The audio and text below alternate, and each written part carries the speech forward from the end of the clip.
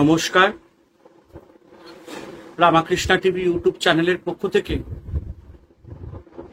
সকল মা, বাবা, দাদু, দিদা, ঠাকুমা, ঠাকুরদাদা, দাদা, দিদি, ছোট ছোট ভাই বোনদের জানাই অনেক অনেক ভালোবাসা, প্রীতি ও আন্তরিক শুভেচ্ছা। সবাই ভালো আছেন, ভালো থাকবেন। আপনারা নিশ্চয়ই কালকে আমার একটি কমিউনিটি পোস্টিং দেখেছিলেন, যেখানে আমি মেনশন করেছিলাম যে কস্তুরী দিদি মানে সিম্পল লাইফস্টাইল উইথ কস্তুরী চ্যানেলের যে ওনার কস্তুরী দিদি ভাই আমাদের মধ্যে আর নেই। এটি ভীষণ দুঃখজনক ঘটনা, কারণ আমরা একই প্ল্যাটফর্মে কাজ করি এবং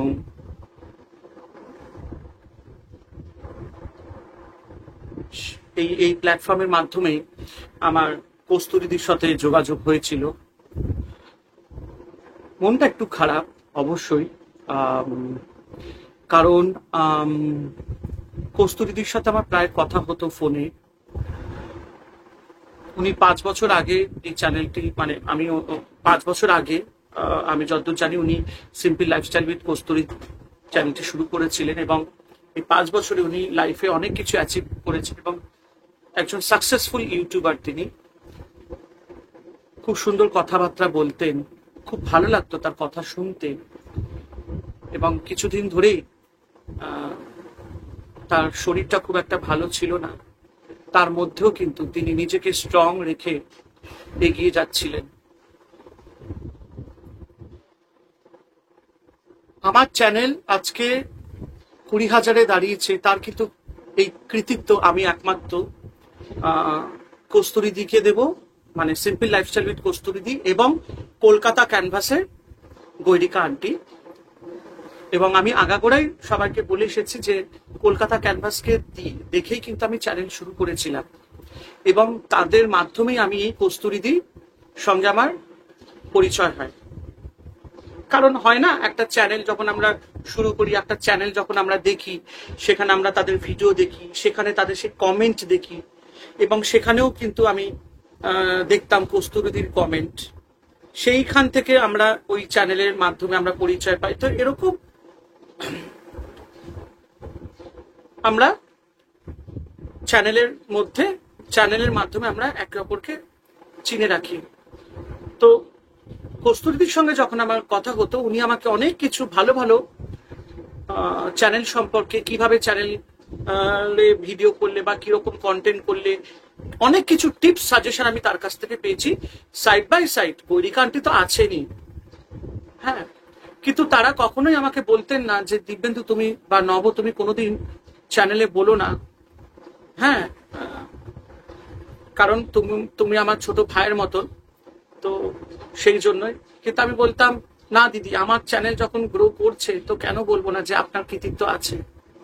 উনি সবসময় বারণ করতেন আমাকে, কস্তুরীদি, যে কাউকে বলবে না আমি তোমাকে কি কি শেখাচ্ছি। হ্যাঁ, এটা অবশ্য ঠিক, কিন্তু আজকে আমার চ্যানেল যে ওনাদের সাজেশনে কথাগুলো শুনে যে আমি গ্রো করতে পেরেছি, এটা সত্যি আমার কাছে একটা বড় অ্যাচিভমেন্ট। এবং আজকে উনি নেই বলেই আমি কথাটা বলতে আজকে বাধ্য হলাম, কারণ অবশ্যই এটা আমার বলা উচিত। এবং গৈরিকা আন্টিকেও স্পেশাল থ্যাংক ইউ।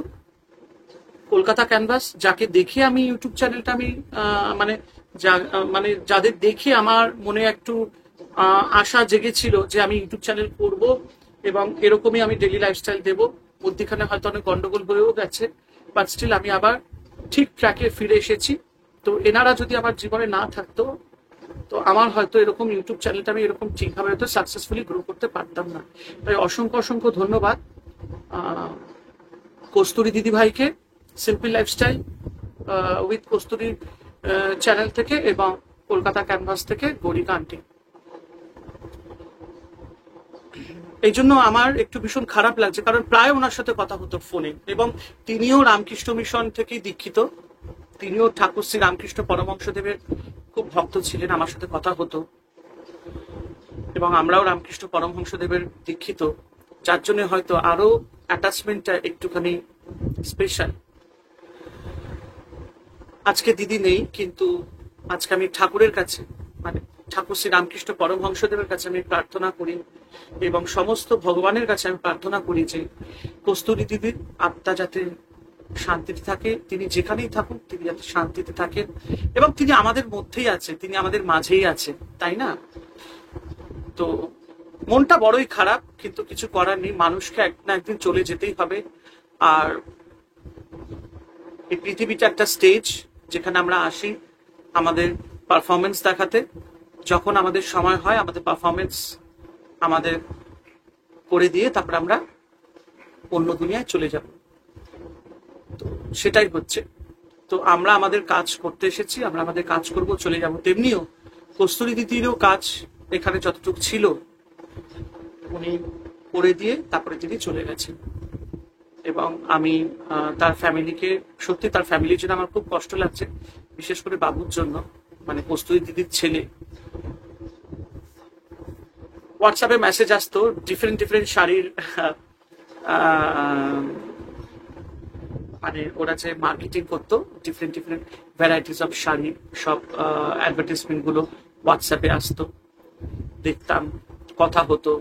এবং কস্তুরী বলতো নব একটা সুন্দর শাড়ি এসছে, আমাদের স্টোর থেকে অর্ডার করলে করতে পারো, জুয়েলারি, তারপরে অনেক কিছু অ্যাড দিত, অনেক রকমের সে বিজনেস করতো। এবং তার সবচেয়ে বড় সাপোর্টার ছিল তার হাজবেন্ড এবং তার ছেলে। ছেলে তো অসাধারণ, মানে ওরকম ছেলে মানে আমি মনে হয় কি লাইফে মানে দুটি হবে না, এত সুন্দর ছেলে, এত ভালো ছেলে। তাই সকলকে অনুরোধ করব যে 1 মিনিটের জন্য আমরা একটু মৌনব্রত রাখি, কস্তুরী দিদির জন্য, তার আত্মার শান্তির জন্য আমরা একটুখানি ঈশ্বরের কাছে প্রার্থনা করি।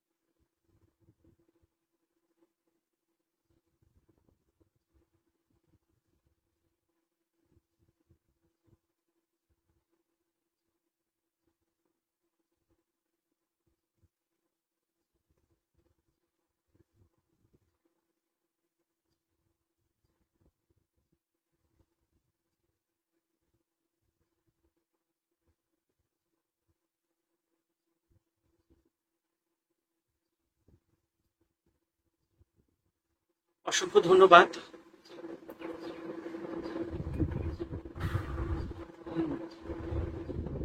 তো কস্তুরীদির চ্যানেল দেখে আমাদের অনেক কিছু শেখার আছে। উনি এত সুন্দর একটা লাইফস্টাইল আমাদেরকে দেখাতেন।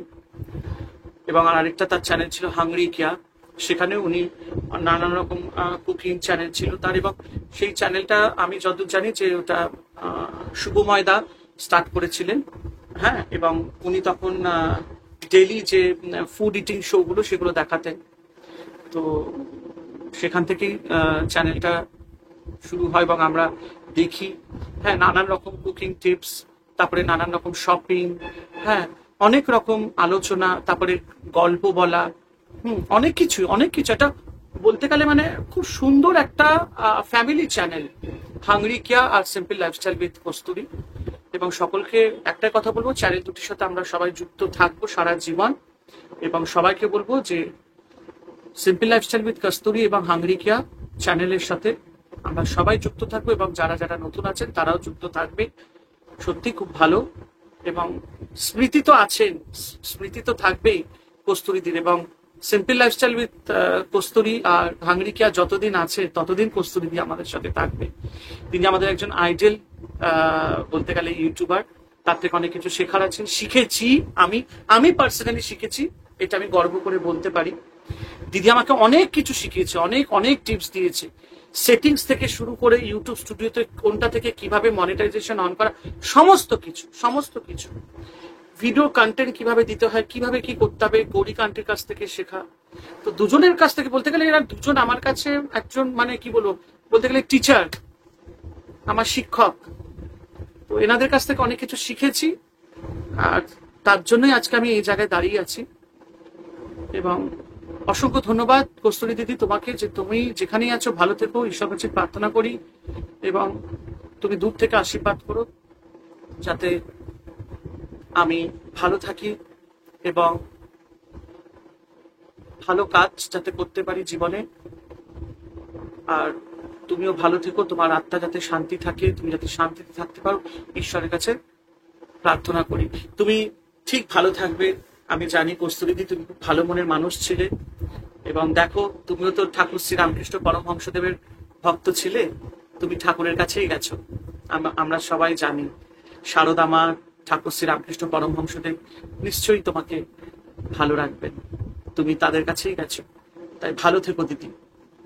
সবাইকে আজকের মতন ভিডিওটি এখানেই শেষ করলাম।